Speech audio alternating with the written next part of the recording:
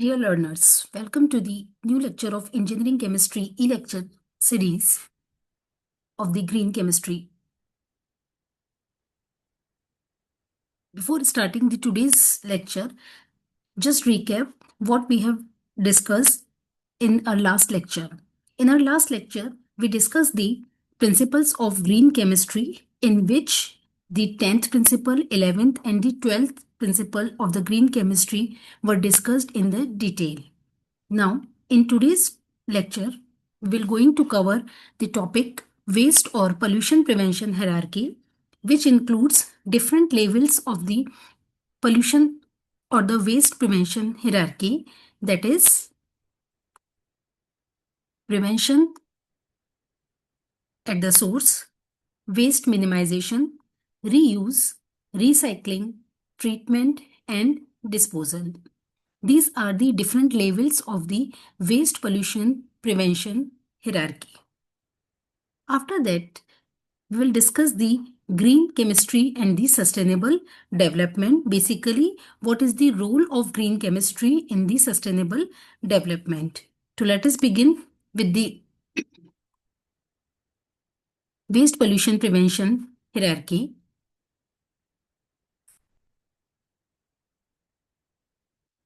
Just a minute.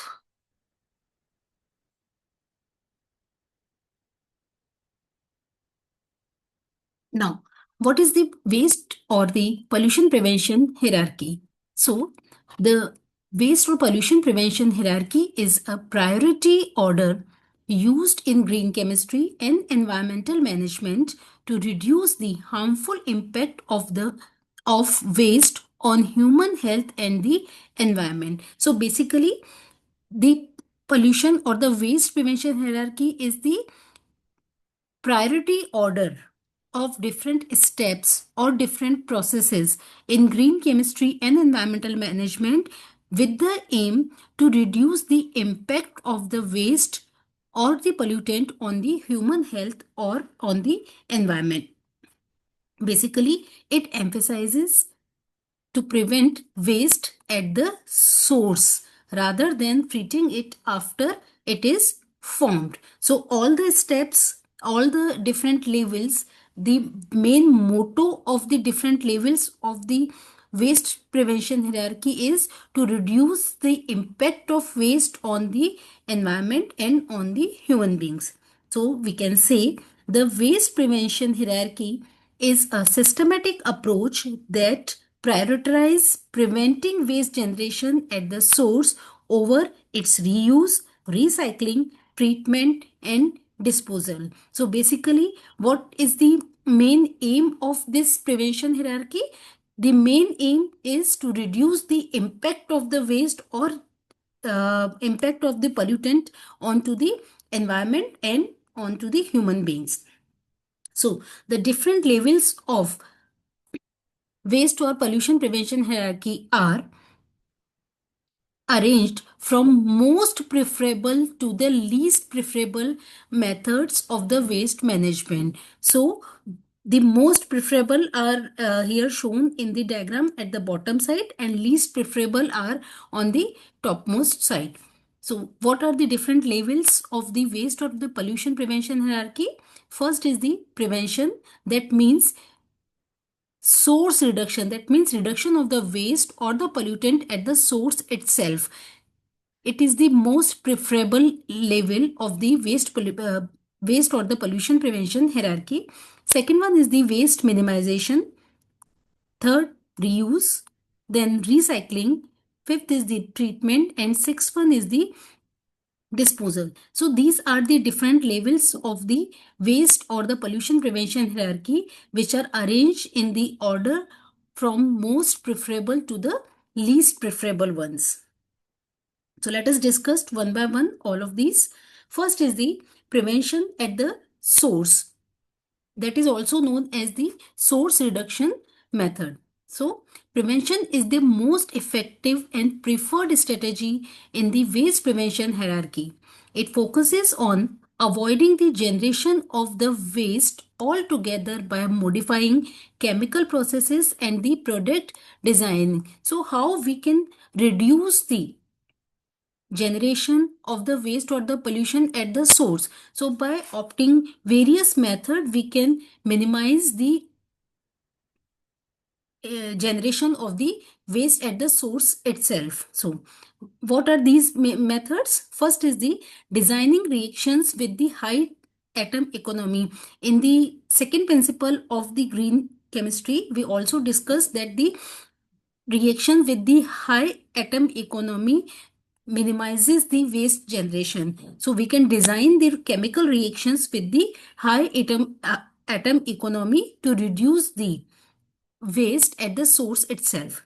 Second method is the using less hazardous or non-toxic reagent. Third, employing catalytic reaction instead of the stoichiometric reactions. Fourth one is the selecting renewable raw materials, and last one is the using solvent free reactions or the green solvents in the chemical processes. So these are some methods by which we can reduce the generation of the waste or the pollutant at the source itself. So by opting these methods, what we can achieve? We can eliminate the pollution at the source itself, we can reduce the production cost, and we can conserve the natural resources. So what is the first level of, which is the most preferable level? That is the prevention of the generation of the waste at the source itself. And how it can be achieved? It can be achieved by using the various chemical reaction with the high atom economy. We can use less hazardous or non-toxic reagents. We can prefer the catalytic reaction. We can select the renewable raw material for the chemical processes, and we can go for the solvent free reaction, or we can proceed with the green solvent reaction.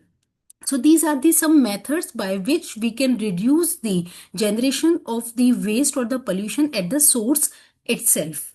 Now, the second level is the waste minimization. So basically, the waste minimization aims at reducing the quantity of the waste produced when complete prevention is not possible. If in some chemical process, it is not possible to prevent the waste generation 100%. So what we can do? We can make efforts to minimize the quantity of the waste generated. How it can be done? By it can be done by various methods. For example, for optimizing reaction conditions, reducing excess reactants, improving process efficiency, and adopting cleaner technologies. So these are some methods by which we can reduce the amount of the waste generated in any chemical process, and by opting these type of methods, we can decrease the environmental burden, we can improve the overall process sustainability. So these are the methods by which we can reduce the amount of waste generated in any chemical process. Now, the third level is the reuse. If it is not possible to prevent the waste generation or to minimize the amount of the waste, so what we can do next? So we can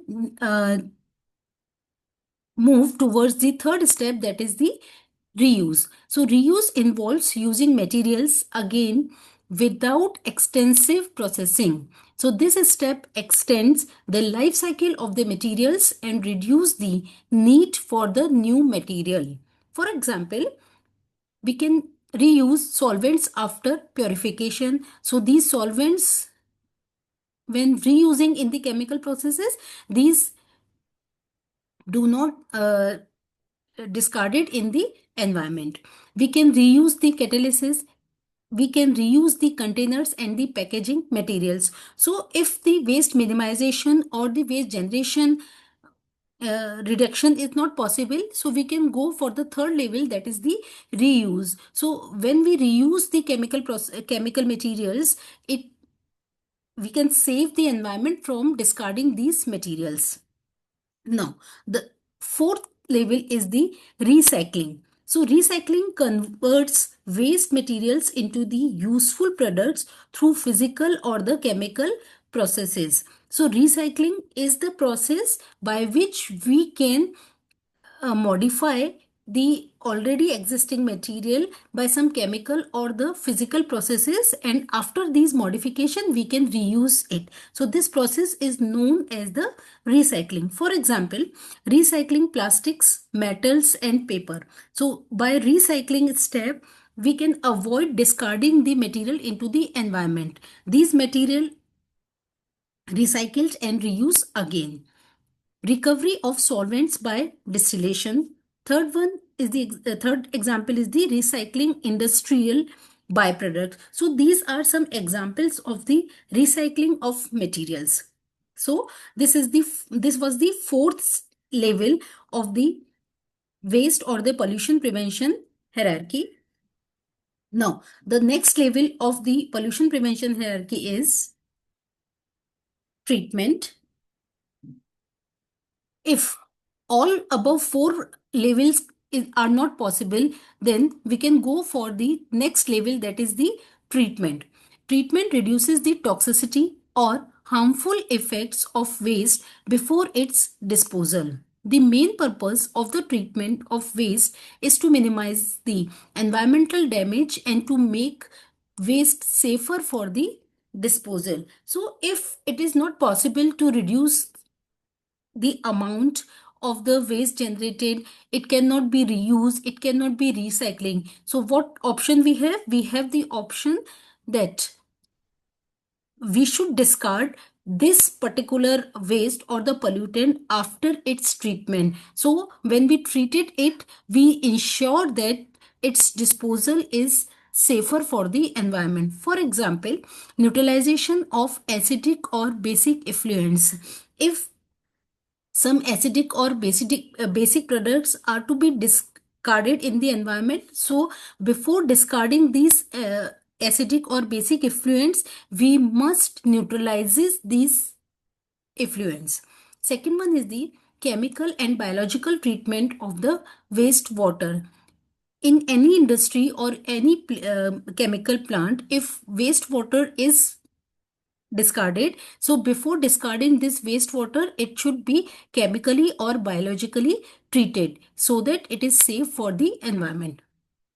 Third one is the detoxification of hazardous waste. If in any industry some hazardous waste is cannot be avoided and it must be discarded in the environment, so we must ensure that before discarding it, we detoxify the hazardous material present in that waste.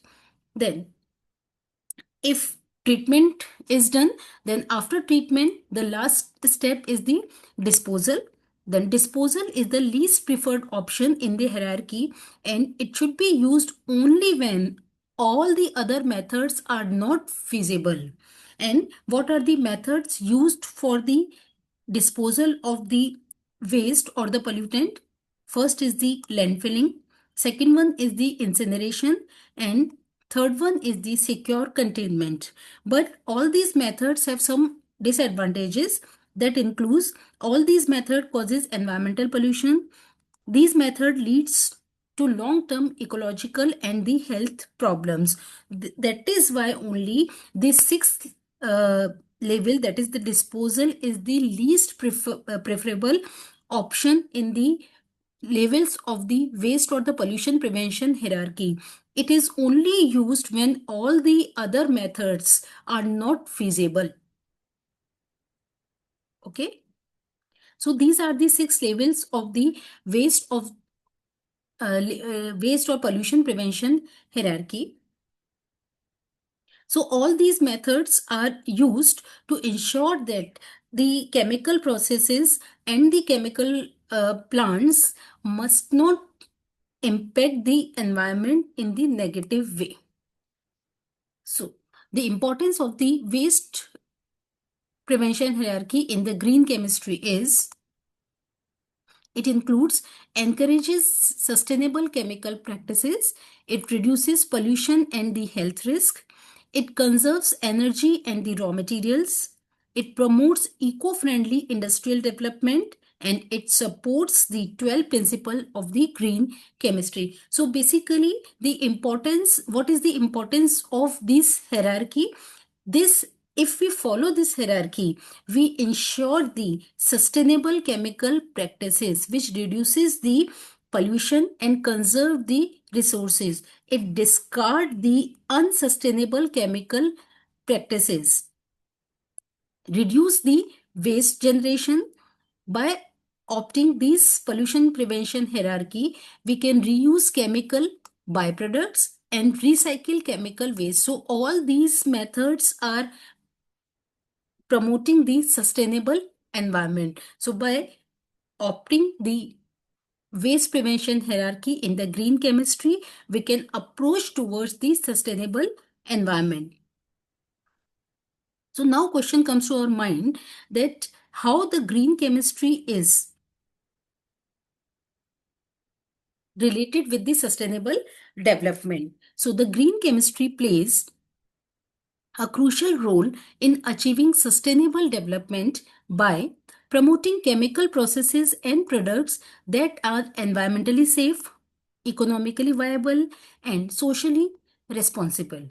We know that the sustainable development aims to meet present needs without compromising future generations, and the green chemistry provides scientific strategies to achieve this goal by minimizing pollution, conserving resources, and improving human health. So by this way, we can easily relate that how green chemistry is useful for the sustainable development.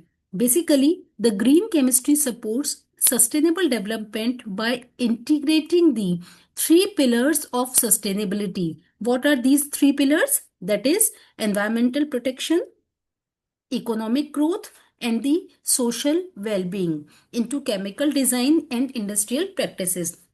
So basically, various 12 principles of the green chemistry and various approaches of the green chemistry focuses on to design the chemical processes and industrial practices so that we can achieve the sustainability.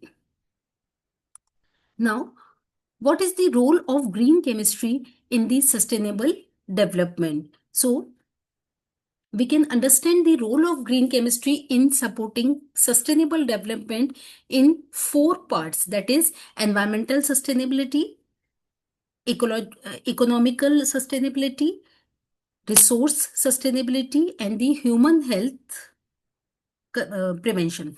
So let us discuss one by one. First is the environmental sustainability. The green chemistry reduces the negative impact of chemical activities onto the environment. That is how it promotes the environmental sustainability by prevents waste and pollution at the source, by reduce emission of toxic and hazardous chemicals, by encourages biodegradable and environmentally friendly products, and by promoting safer solvents and the reaction conditions. All these four aspects we already discussed in green chemistry till now.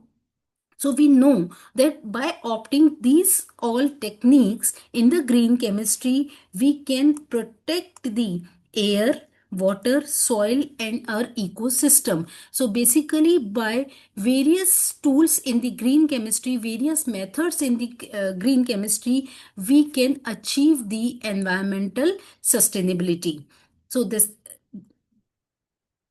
second one is the conservation of the natural resources. We know that in just a minute.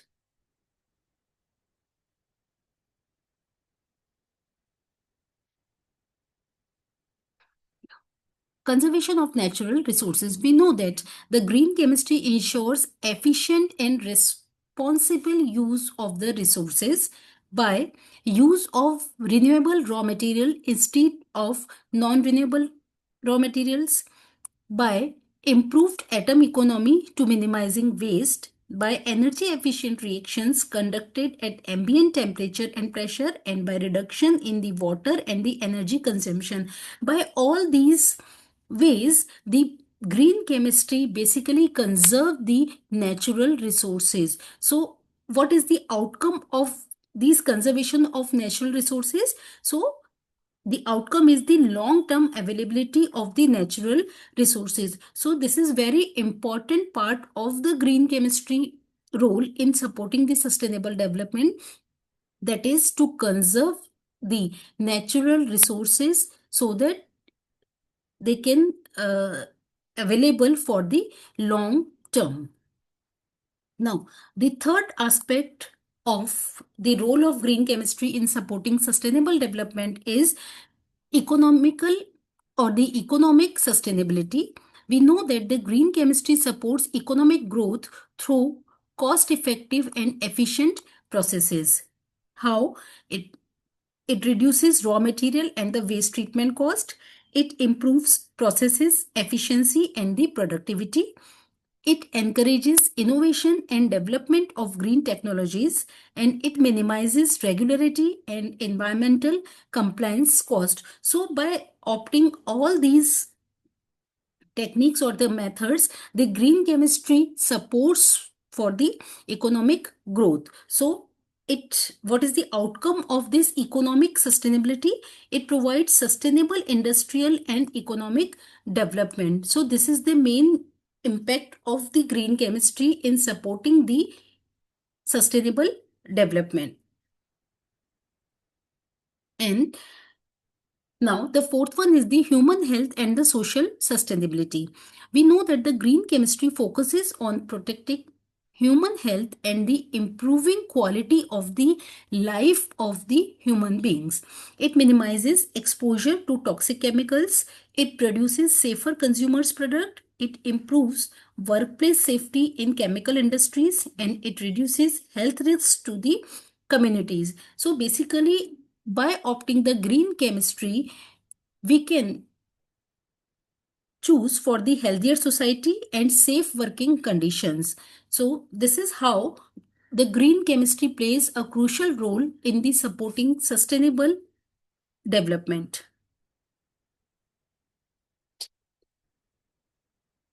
So now, question for the learning check. Please read the question displaying on your screen now and think for a while. A college canteen replaces disposable plastic plates with washable steel plates. This action represents which level of the waste hierarchy? First, A. Disposal, B. Recycling, C. Reuse, and D. Recovery. Think for a while.